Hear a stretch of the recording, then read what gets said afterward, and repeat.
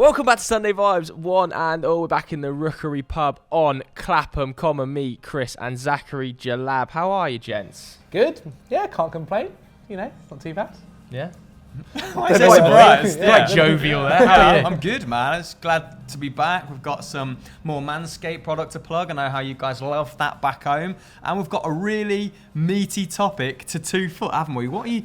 I think a part of his tash hair just went into his own mouth. And he's Don't touch your tongue and look at me in the eyes ever again. I've got a hair in my mouth. From your own tash, mate, which has come along very nicely, it has to be said. Do you think Shout so? out November. Yeah, Nah, shout it looks November. like that multi-flavoured cheese string. Yeah, it's not amazing. It's You know, the pretty one that's cool. like... Milk and cheese or whatever. It's it is. like Also red got a Leicester weird and little cheddar. bald Yeah, spot, your bald spot is very odd. which is just like a little, I don't know, a little miniature alopecia spot. I don't know what's going on there, really. But either way, this week's episode, as you can tell, is brought to you by Manscaped. Yes, you can get 20% off all products at manscaped.com and free shipping using the code FootballDaily20. All one word, that's FootballDaily20. They've also got some great Black Friday deals at the moment. I hear there's a very, very good product on the table right now, and I'm excited about it because I've never seen it before. Of the show. We've been asking for the cologne for quite some time now. Let me do a reveal. Look at that. It's got a little, little window on it. I think they saw the last episode where all we plugged was foot deodorant. And they were like, we need to get the boys some new stuff. So this is called Refined. I've got the description on the website Oh, wow. here. A clean and fresh scent designed for the refined gentleman. So, you know, tick, tick, tick. Opening with a light citrus burst, it dances around with a gentle touch of Sambac Jasmine. Don't know what Sambac Jasmine is. PBS definitely does, doesn't it? Yeah, PBS. Give us a spray, give us a spray. Have a day off. What? Give us a spray. Give us a spray. Let's smell. Okay. Maybe not over the drinks, because I saw someone commented we were just A drinking bit further it last away, time. because I'll end up with a headache. On this if you want. All right. I'll end up with a headache. Let's give it. That's nice. So, all right, smells like a divorced, but Citrusy. confident and sexy dad. Yeah, Citrusy, I like that. it is, yeah. I mean, I quite like that. And you can obviously get that at a discounted price, 20% off, free shipping. That's one of those ones where, you know, it's an everyday one. I'm Yeah, just going yeah, to work. That's Don't a spray great it, because shout. I'll get a headache. Too much of this, I'll get a Have headache. you honestly. bought your inhaler? No, I haven't. and it God. will just, Oh, no. it will honestly really set me off. So yeah, go to manscaped.com, more bang in pleasant the than I code. Yeah, it's a really good everyday one. Daily 20 for that, 20% off, free shipping, but also for every other product on the website, and use some of their Black Friday deals whilst you're over there. Right, only one thing to talk about this week in the footballing news, and that's Manchester United's managerial situation, where we're shooting this at 12:48 on Friday. Ralf Rangnick, 99.5% done, we'd say now, probably, in fact, definitely, by the time you're watching this, he will have been confirmed as Manchester United manager. Thoughts? Well, Very good. First of all, we had to completely sack off a podcast that we did the other day because we went through each interim manager and we were like, Valverde, Fonseca, who else was there? Rudy Garcia, who's it going to be? Steve Bruce. Kind of decided that Rangnick was the rogue option, and that's what United have gone for. Yeah. So it's exciting, but left field, isn't it? It is. I mean, some people at home probably haven't read the volume of articles and stuff that we've read about Ralf Rangnick potentially, so don't know an awful lot about him. They might have only heard the name Ralf Rangnick a couple of weeks ago. So should we give a bit of background detail on who Rangnick is and kind of what makes him so special amongst the coaching community? Because he's not only developed coaches, but he's developed a philosophy, and he was really one of the key members to Das Reboot over in Germany, wasn't he, when that happened? So you want to lead us off with some sort of background on him? I mean, we've loved him on this channel for quite some time, haven't we? And that is because he is a pioneer, and he's been one of our options for How to Fix on every How to Fix. But he's commonly referred to as the godfather of German coaching, and he's just a brilliant communicator, very wedded to a fast, vertical, full throttle style of play. He says that his style aligns quite closely with Jurgen Klopp's. Jurgen Klopp obviously took a lot from him and brought it over to the Premier League. Found a great degree of success with Liverpool, incorporating it. But I suppose a bit like Klopp and a bit like Tuchel and Nagelsmann, these people that are his acolytes, that have taken inspiration from him. He came up the hard way as well, which makes his story, his narrative so compelling.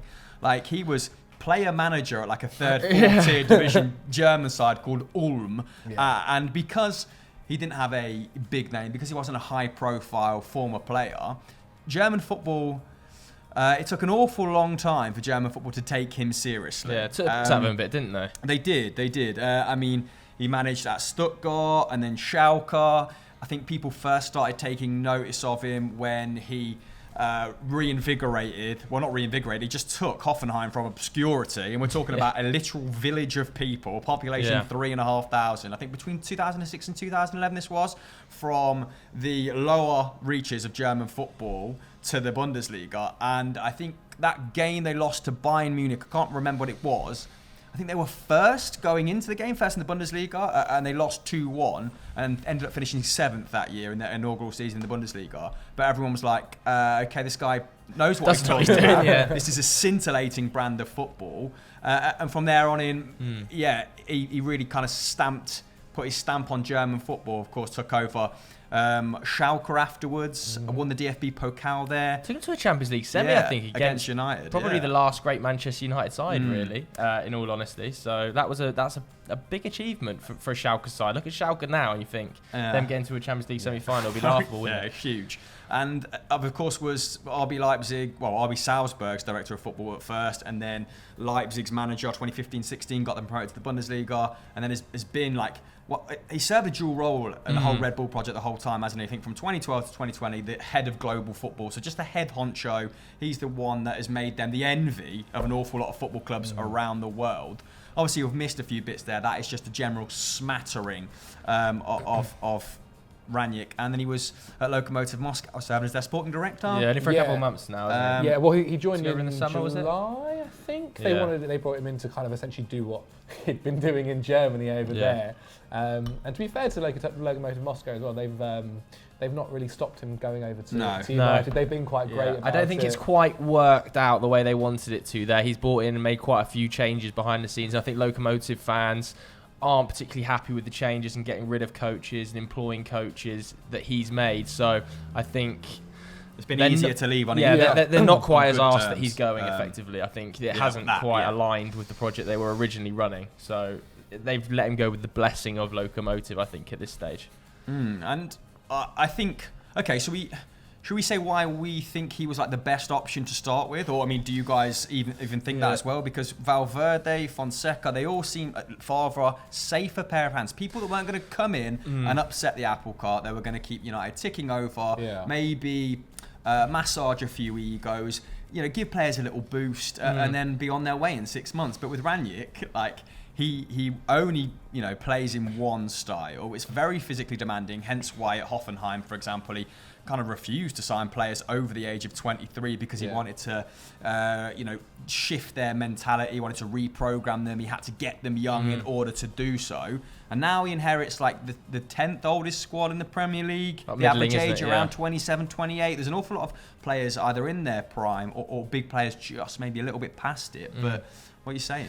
I mean, let's talk about the interim process to start with, because I think anybody who's watched any of the content this week knows that I wasn't the biggest fan of the idea of an interim appointment. I think that it shows a real lack of planning, and it kind of threw up a lot of question marks over squad planning for the future, contracts, January window, the kind of, like you said, the age profile of the squad now is ready to go. With Rangnick coming in, it allows for more continuity than any of the other names, and there were only 5 candidates interviewed. I've seen a lot of reports where people have been like, look at United interviewing and speaking to hundreds of candidates. Like, there was 5 candidates interviewed. We know 4 of them for sure, and that's Lucien Favre, Rudi Garcia, Ernesto Valverde, and Ralf Rangnick. We don't know who the 5th was, but I think it's safe to assume it might have been something like a Fonseca or along similar lines, Laurent Blanc potentially, that we've already heard, because they're all similar profile of age and experience. And kind of as the week's gone on, Pochettino's looked less and less likely. I think when the week started, I was actually quite confident that Poch might be able to be got. Poch's camp were obviously putting loads of stuff out into the media saying, look, Poch wants it, Poch wants it, Poch wants it. And I think PSG have kind of come to the realisation we're not going to be able to get Zidane now, and we can't afford to lose Poch. That would be a disaster PR-wise. It'd probably be a bit of a problem on the pitch as well. So I don't think that PSG have been willing to let him go. Leonardo's put out a statement today saying, nope, he's going to be staying at the club and we want to keep Pochettino there. So I'm pretty sure Pochettino will be a candidate for the summer role, for the permanent role, alongside Ten Hag, alongside maybe Brendan Rodgers, rightly or wrongly. So for the interim role, I'm absolutely delighted it's Ralf Rangnick. I think for a long time, Manchester United have lacked any sort of sporting direction.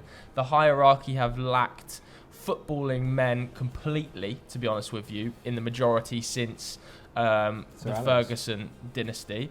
And this search for an interim has been led by John Murtaugh. It's been led by Darren Fletcher. Who is the football director? The football director and the technical director. Yeah. So the guys that have been, over the last 6 months, people have slowly given them more responsibility as Ed Woodward looks to step away. And he's meant to be taking over from Ed Woodward eventually. No, so Richard Arnold is going to take over as the CEO. But Richard Arnold, from what you read and reading between the lines, he's obviously coming as the head of commercial at the moment at Manchester United into the CEO role. And he's quite keen, I think, to delegate the footballing side of things away from him. I think he's effectively going to try and not do what Ed Woodward did, which was take on too much. I think Woodward was trying to learn on the job, and with a club of Manchester United's size, I think there's probably been a realisation that can't happen again. So I think the idea there behind the scenes is that it will allow continuity over the next 6 months and into the future.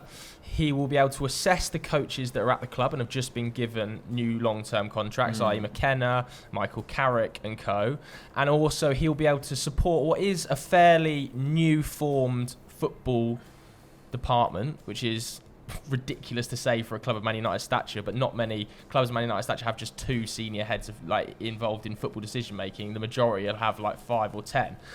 So I think he's going to go in and support Darren Fletcher. It's his first role. John Murtaugh is obviously a huge fan. I think John Murtaugh travelled out to the Red Bull Group in 2019 to kind of study what he was doing. Said he was amazed by him, wasn't he? And try and figure out how is this happening and how are they recruiting and how is the academy system working. And Murtaugh's kind of been on a European-wide tour for the last 12 or so months, making connections and kind of Arsenal. meeting new people. Yeah, good.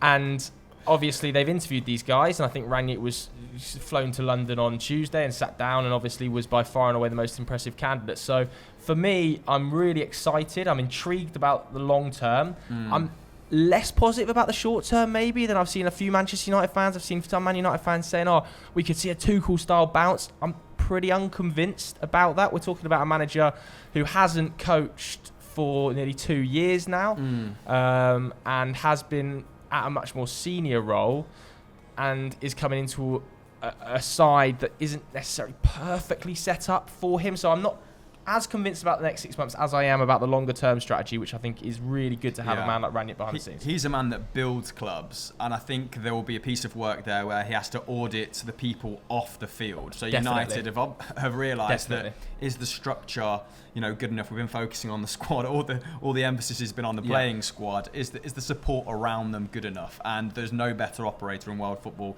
than him to do so.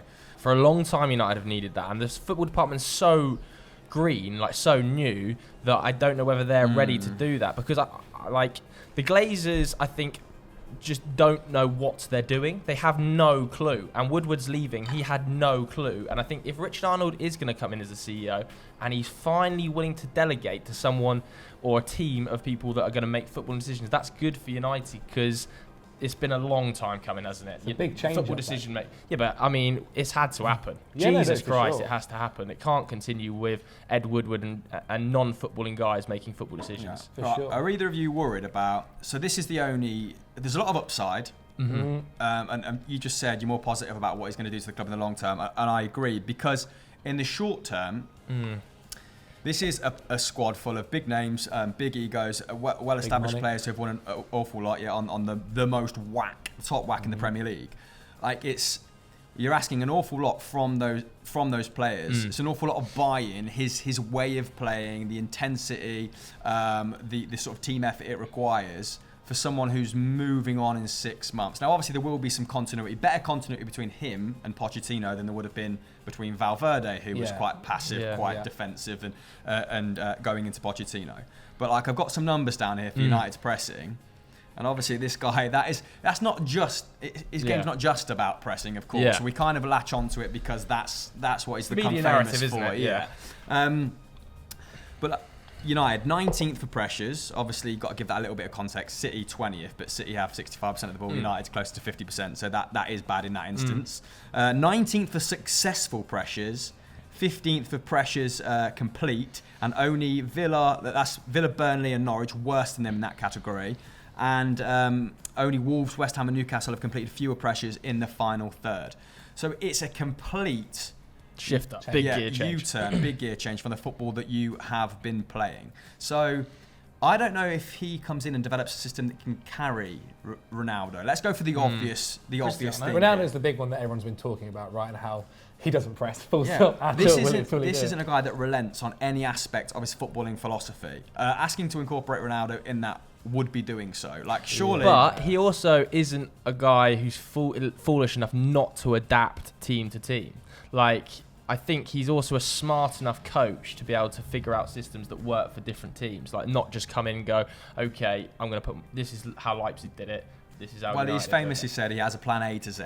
But at the core of it. Ronaldo is an issue. There's no denying Ronaldo is an issue. And there's a number of players in the squad who, to be honest with you, don't seem to align. You'd think on paper Paul Pogba doesn't necessarily align, does he, with this? Anthony Martial certainly doesn't necessarily align. But also, Man United have achieved nothing with these players. They've achieved nothing with these players. Okay, we've won a Europa League and an FA Cup, but in the main part, they've all struggled. So we either go down the route of continuing to struggle and not learning. Post-Oli, everyone's sort of expendable again. No, not at all. Not at all. But I think there's assets in the squad that it's now time for them, i.e. Pogba and Martial. They've either got to get behind this new idea and get behind a new structure, or they will leave. And they haven't worked in the past under multiple structures, of course. So it's now time to get off the toilet, isn't it? Do you think? I was going to say, if they don't work under Ralf, then they're not really going to work that much under Pochettino. This is the thing, isn't it? If United want a Poch or they want a Ten Hag, then the players do need to shift up their game plan. And it's almost like we go to the maximum extreme with a Ralf manoeuvre, and we'll see who thrives and who doesn't.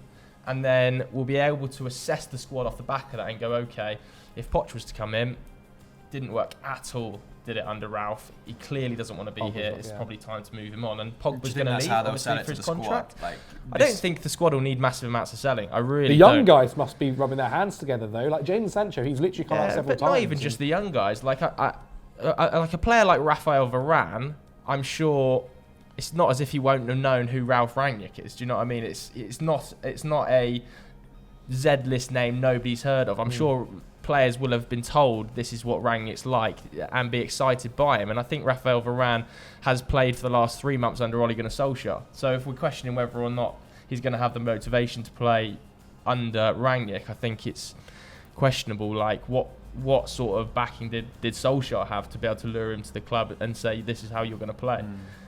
He's, I'm sure, an adaptable presence. He's played under multiple Real Madrid managers. I think the one question mark remains Ronaldo.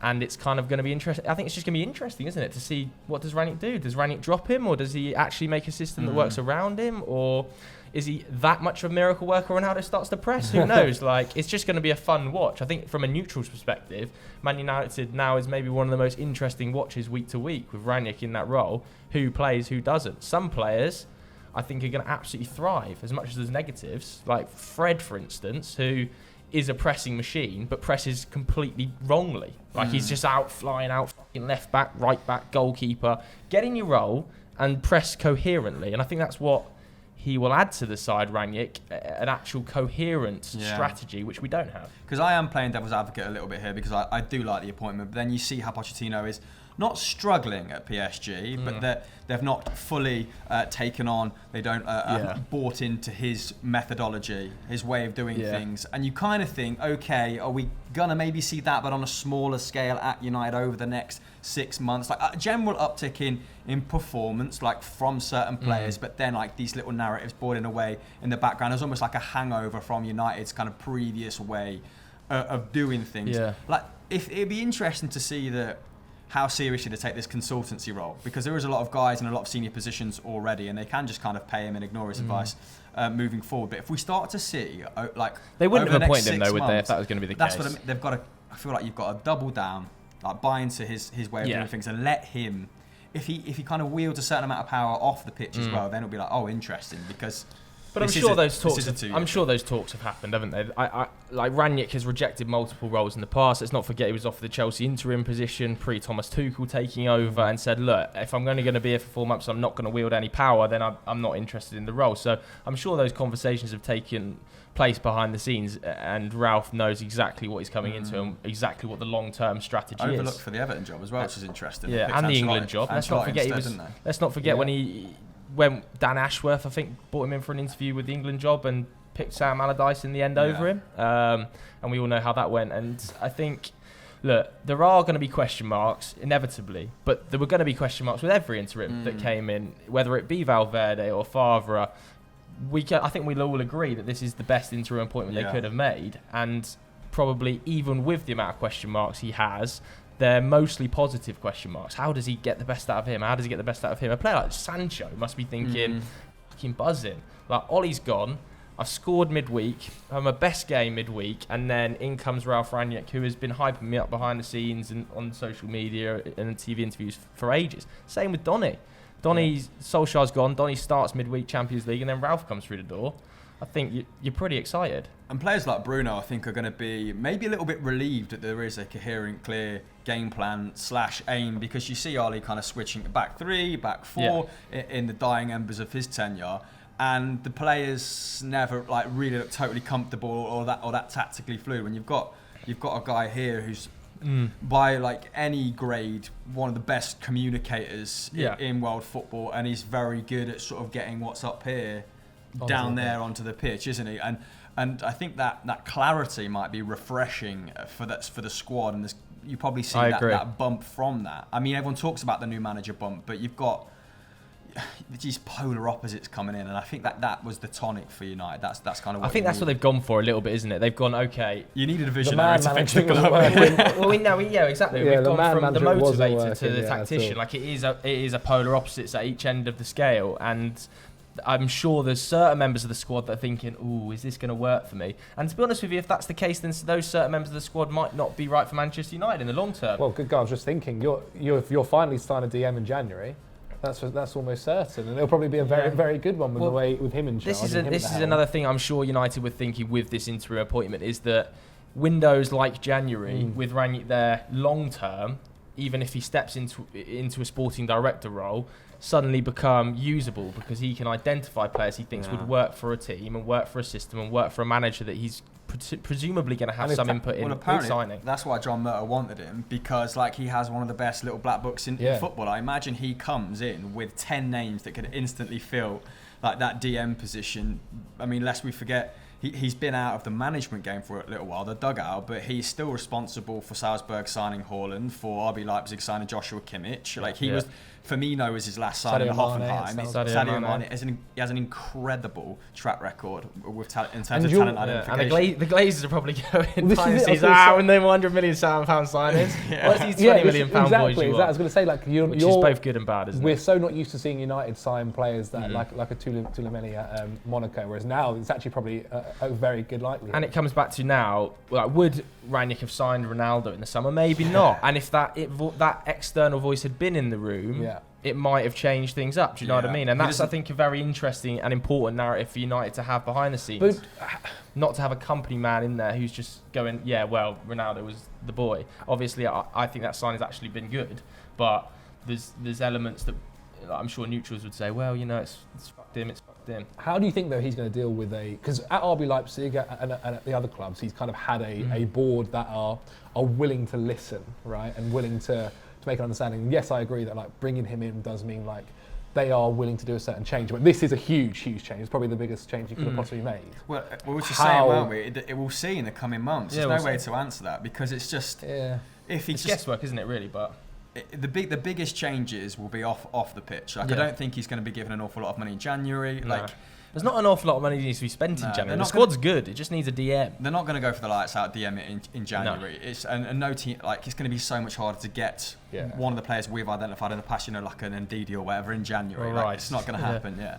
Yeah, no, I agree. And just coming back to your point on the big clubs, I kind of agree. But it feels like at the moment United have no footballing board. It's like the Glazers, and then it's like what?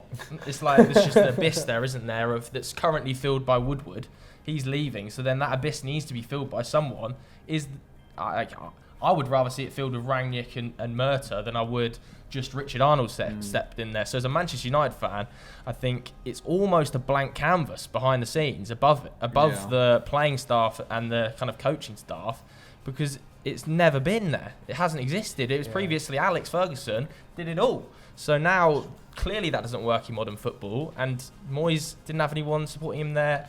Neither did the other managers. This isn't a guy who wants to be, as much as we say like he needs a board that listens to him. Like he doesn't want to be omnipotent. This is a guy that almost revolutionised like having specific coaches for very specific roles like 15, 20 years ago in German football. Like everyone laughed at him when he wanted to install a set piece coach, throw-in coach, have his own video analysts. Like he's bringing one, by the way, to Manchester United. I think they're giving him 2 members of staff, which is a vote of confidence, considering they kept the majority of Solskjaer's staff and they'll only be there for 6 months or whatever.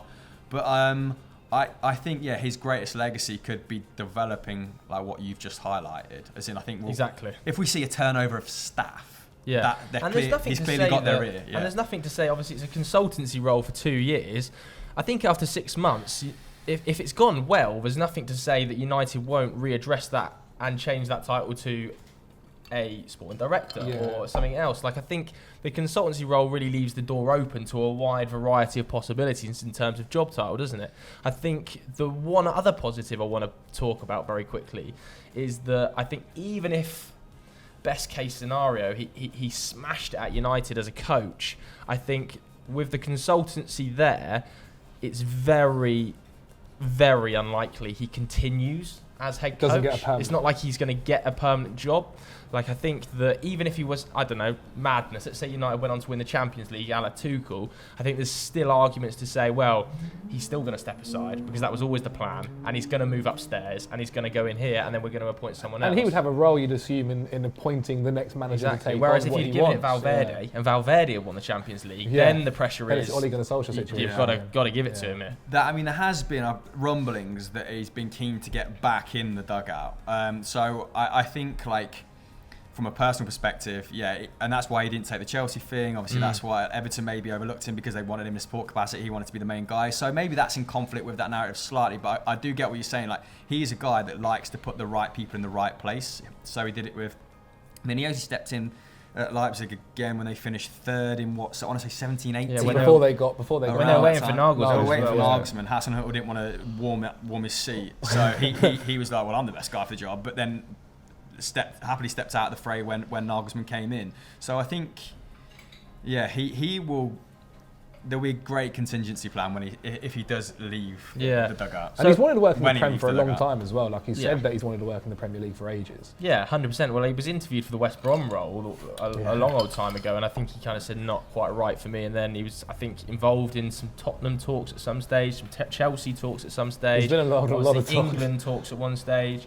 What do we think then of when he does decide to step away from the dugout in the summer, which is going to be an agreement?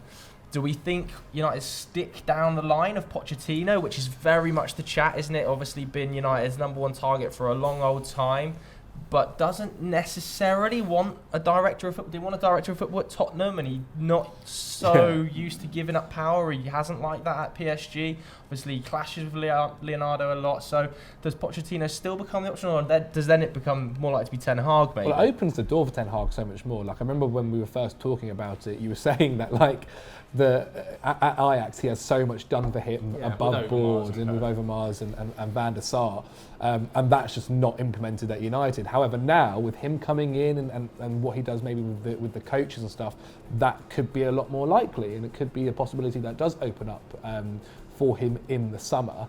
But I mean, with the way the Pochettino talks keep going and how much he keeps, depending what he does, right? If he wins the Champions League with PSG, I still think he leaves. It might make him stay even more. I just don't see a Poch is still PSG manager next season. I think Zidane's just nailed on, isn't it? But then really the only role you see him going to is United.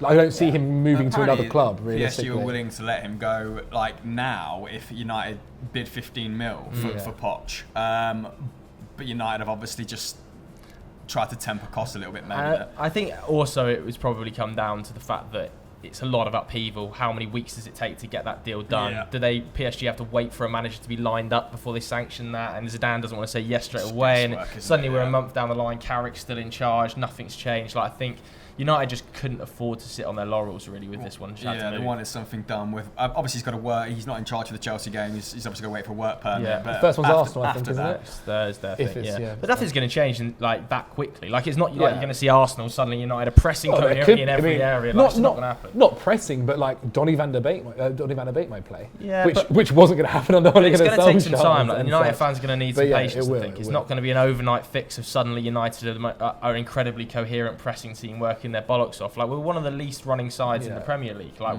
we seem a little bit unfit, to be honest with you. Certainly, some of the England players that have come back from camp seem unfit. So it's very exciting as a Man United fan. As a neutral, predictions how you think United will do this season under Rangnick. Do we think he will win a trophy? Do we think he'll finish in the top 4? Still in the FA Cup, still in the Champions League, top of the group there, so should get a favourable round of 16 draw unless it's bloody PSG. That would be that would be funny, wouldn't it? Pochettino arriving at Old Trafford in charge of Paris. So I think you've got a much better chance than you did with Ole. Put it that way. The other thing, I guess, Conte moving to Spurs has kind of also raised their level up. You'd think, however, they did just lose to Mora, so not so good. And some of his quotes post game were jokes. Oh yeah, what was it? Something like, this, "I'm not a magician. This is we're not playing at a high level." Basically saying this is much worse than I thought it was. I'm not surprised.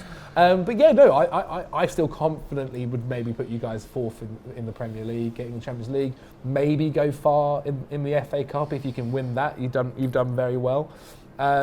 Champions League, I don't know. To be honest, the Champions League, anyone can win the Champions League. That's how it gets down to. And you've got the best manager. It's all about a draw, really, isn't it? But also, I kind of feel like the Champions League is even better for tactical managers. When you're playing 2 games and you maybe have a goal on aggregate and you can tactically defend better or whatever. Well, goals have been scrapped though this year, haven't they? Or is that next season that comes into camp? Not that I've heard. They've definitely been scrapped. I don't know if it's this season or next season. I don't know what cycle it is. Yeah. But listen, like, fundamentally, obviously we're guessing and we've kind of had to work in this Ronaldo narrative because like we've got to talk about a potential downside. But like, you've made this appointment. It's the best thing you've done since Alex left. Yeah, for all the right reasons. And he's got an amazing pedigree. He's like 63 now.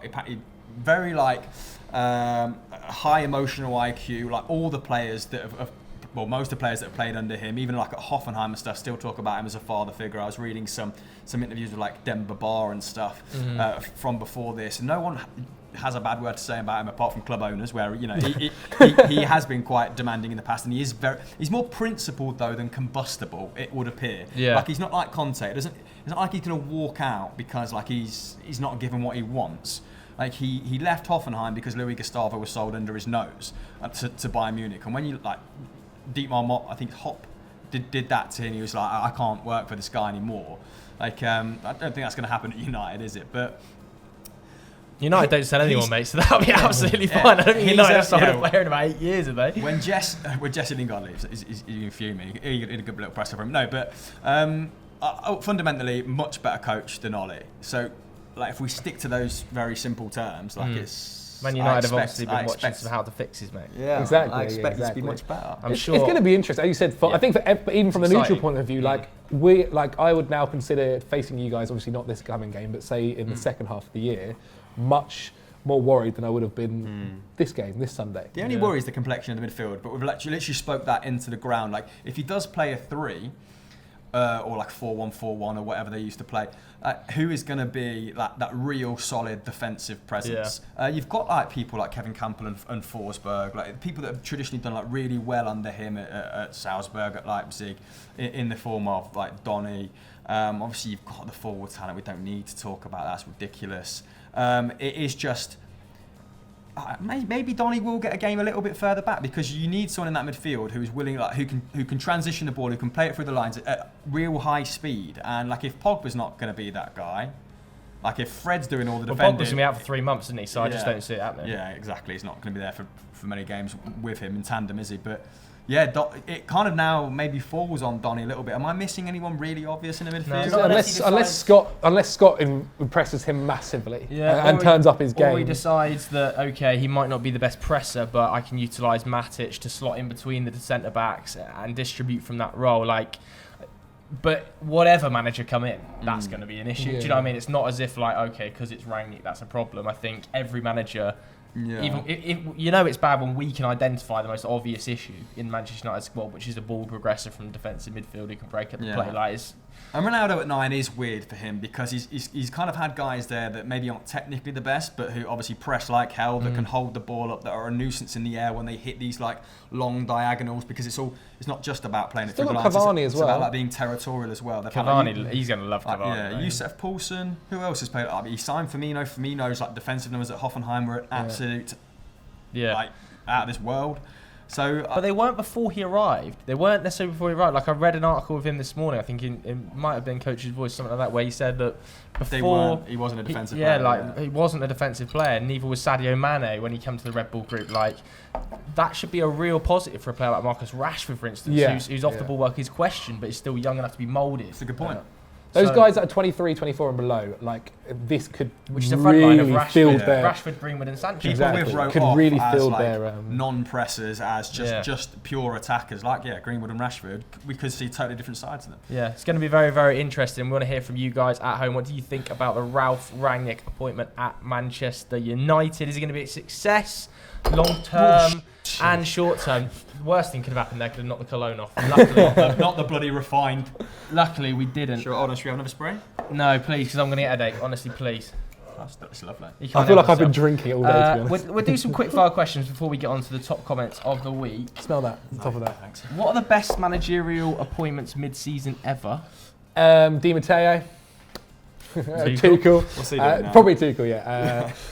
I'm trying to think what other mid-seasons. I struggle to remember exactly what managers were appointed when, to be honest with you. It doesn't really happen very often, realistically, at the big clubs that go on to do well. Mid-season after some disaster? Klopp was appointed mid-season. I think it was after like game week 7-8, wasn't it? Yeah. Was it Jan? I don't know. No, but you got to think like people that have saved seasons there. Gus Hiddink won the FA Cup. Then Conte came in the summer. Summer. I mean, you just think of Chelsea, the ones that do it a lot. Chelsea do have a lot of success from that interim role, don't they? With Goose Hiddink, I love Di Matteo. Did any Watford manager, like people that have kept teams up for like Sam Allardyce? Nigel Pearson. Sam Allardyce done it a couple of times. Has done it a few times. Sam Allardyce at Crystal Palace when he kept them up. Did Zidane join in the summer? Zidane did it. Zidane did it. There you go. Cheers, well done, Mikey. Thank you very much. Right, the next one then is Vasi Detalinara 8, who says, who should Chelsea target as a Rudiger replacement, Zach? Oh, God. Koundé, obviously, isn't it? It depends, but to play left centre-back, like realistically, one of the best things about Rudiger is he's right-footed, but is fantastic, has a fantastic weak foot. Chelsea would be looking to get a left-footed centre-back. I mean, what I'd do is give him a new contract, to be quite honest. How much does he want? So, I'm hearing figures of 300 plus. If you're not after a left-footed centre-back, there's a couple of names in the market that would be good for you. I mean, Mark Gehi would be a decent pickup. Mooring would be a nice little. We got to buy back on Gehi. It's fine, mate. One of the big things that Chelsea have. One of the big things Chelsea have as well. There's another guy called Colwill, I think, at the Chelsea Academy. He's playing for Huddersfield. He's really good, highly rated. Chelsea believe he can get into the first team. Maybe not next season. Probably needs a Premier League loan. I mean, Ethan Anthony's playing. Is he playing well at Verona? No, not Verona.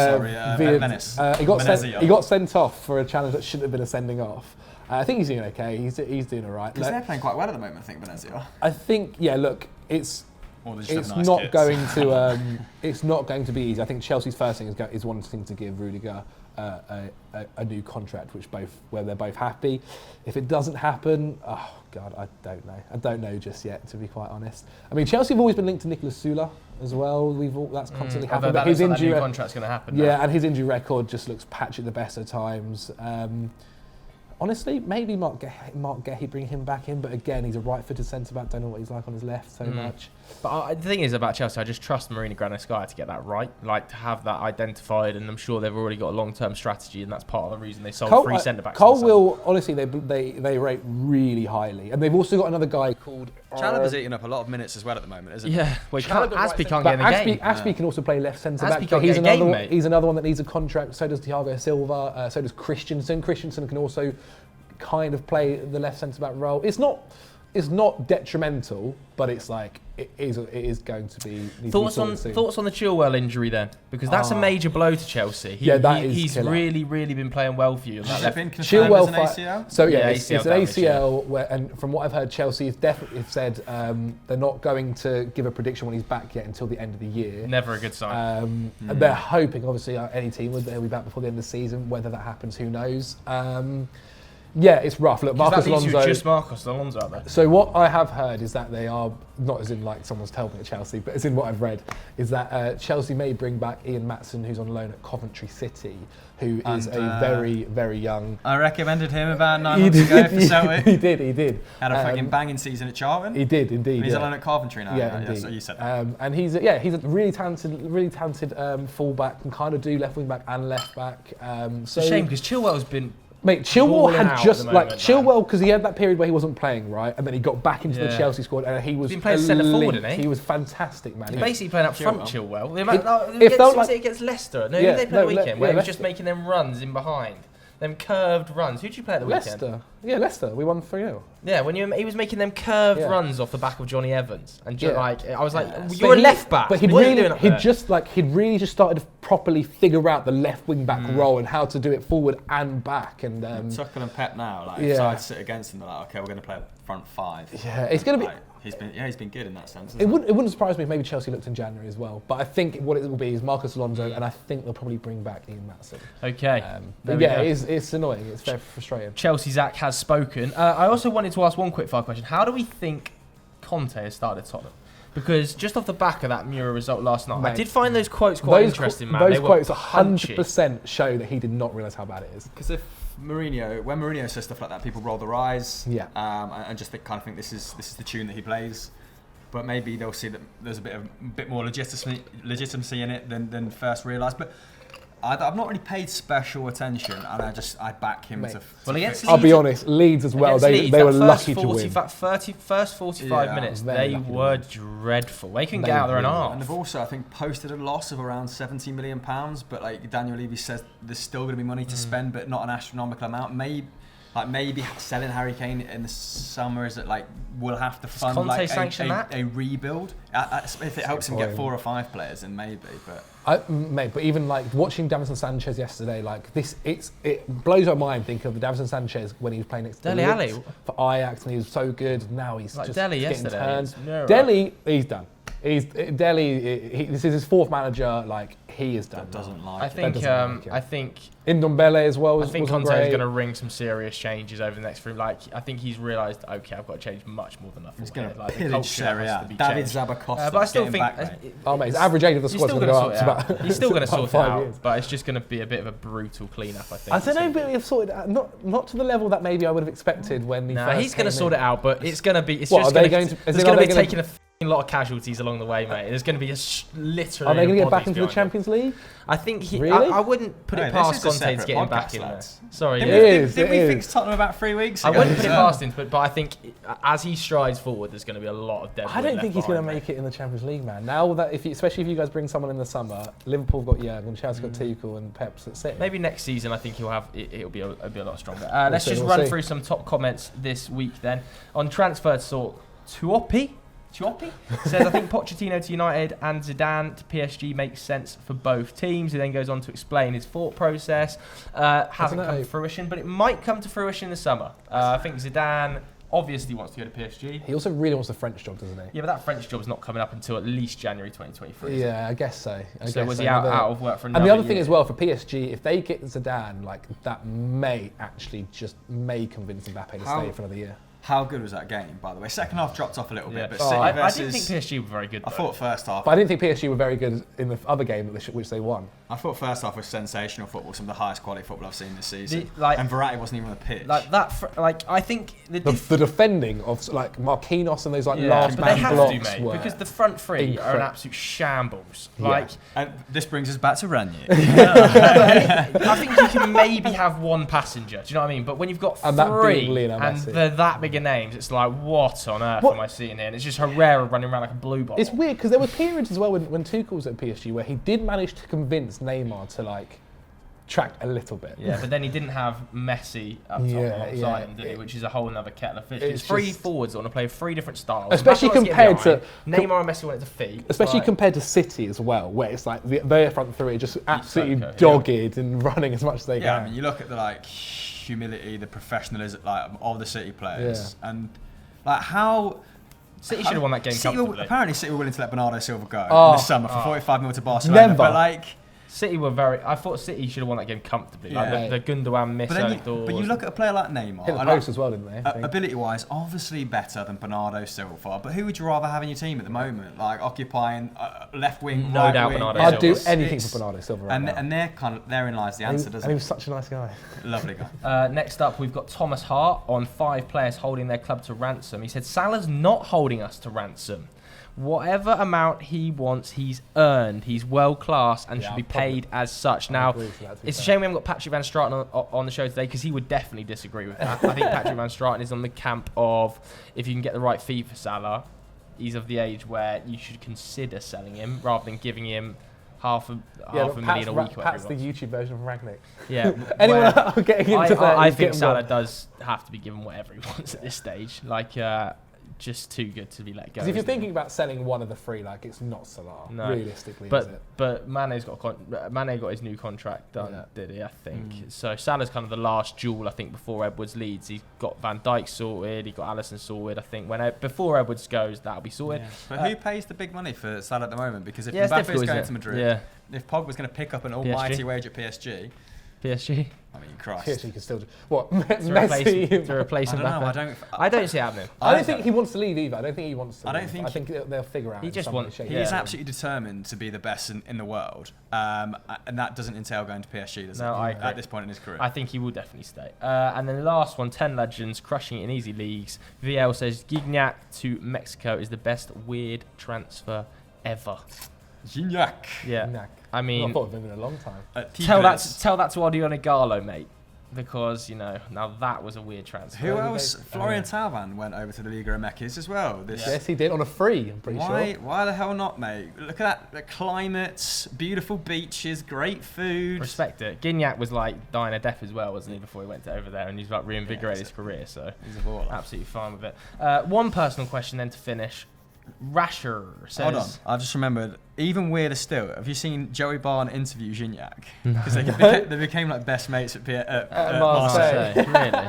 What, did he have his French accent on as well? Yeah, he's doing it the whole time. Oh my God. And apparently, Gignac's just there and he's like, remember that time you just tore up my hotel room? Yeah, because he's also, would not surprise me if Gignac's the same kind of guy. I think he was a bit too much even for Gignac. But, yeah. And then Rasher says, if you give any movie or TV series a sequel, what would it be and why? A sequel? You could give be interested to see. It's just I don't know why this one came to my head. I'd be interested to see the Breakfast Club sequul. Never seen Breakfast Club. Breakfast Club's good. I wouldn't say it's incredible, whatever, but it's very much like a coming of age film. Okay. Yeah, I wasn't expecting you to say that. They were all neither. Just came to my 60 head. and had copious amounts of plastic surgery. Yeah, exactly. If any movie or TV series. I'd like to see an Office UK follow-up. Well, they kind of did that with the film. The David Brent film. Yeah, but not really, did they? I wasn't the biggest fan, but I like it. Where's Pam? I thought you were going to say the US stuff now. I mean, the Office US. I feel like it had 39 Pam's series. Doesn't need it anymore anyway. Oh yeah, it is. Pam is the American version. Dawn. Dawn. The UK version. I like the US one had so many series. You don't need a follow-up. Whereas the UK one, I think another Christmas special would be unreal, wouldn't it? And certainly Gavin and Stacey needs a follow-up. I mean, they did do a follow-up Christmas special. They left it on the engagement. Yeah, but I think that's a nice way to end it. Oh no, I've got to know. Do you know what I got bang into during lockdown? Vikings, because I just needed something really simple and bloody. And one of the main characters is killed off in season 3, 4, and there's 7 or 8 seasons, and it goes rapidly downhill from there. It's called Ragnar. Shout out to all my fellow Vikings fans. Spoiler warning. After the spoilers happen. Huge spoiler. I'll get some text on there. I want them to. A comeback series with him starring in it. He basically left to go and... such a big spoiler. To go and be in... everyone's... It's well old now. I haven't seen it. I've just started watching Sons of Anarchy. Just started watching? Yeah. Yeah, after season 3. Why? Say why? No, why you say that? It's just to get a bit the samey. Yeah. proper just like a male show. Yeah. I don't mind that. Me and Chloe are watching actually, so she's quite enjoying it actually. That's it. Fair play to her. Yeah, I mean, lack of testosterone in your household, isn't that? Yeah, mate. Peaky Blinders soon. Oh, if you guys haven't watched Peaky Blinders, Cillian Murphy. Yeah, Chris loves Peaky Blinders. I do love Peaky Blinders. I mean, we all do. You were all like, you were late to the game. I only watched it during lockdown. Yeah, when I said it was good. Yeah, no, you were like, because you're from the Midlands. Oh, that's probably Pat. Because you're from the Midlands. That was definitely Pat. Then he goes, what even is the Midlands? Yeah. Yeah, that was such a Pat thing. All right, on that note, we are going to wrap up the show. Big thanks to our sponsors, Manscaped, for this one. Like we said at the start, you can get all of this good stuff, 20% off using the code. 25% off, mate. Come on. Yeah, of course, Black Friday. But you can use the code FootballDaily20 on their website, and you'll also get free shipping with that beauty. You can get hold of some fantastic products. Make sure you go and watch Continental Club. Mikey McCubbin was on it this week in front of a wood-burning fire. Mikey, what did you talk about? Pochettino. Maurizio Pochettino and PSG, so go and watch that. Anything else you want to plug? I spoke to Ruben Loftus-Cheek. We spoke a little bit about Thomas Tuchel. Why don't do that? Like, if you can hear him. Check that one out as well. It's on Football Daily. Yeah.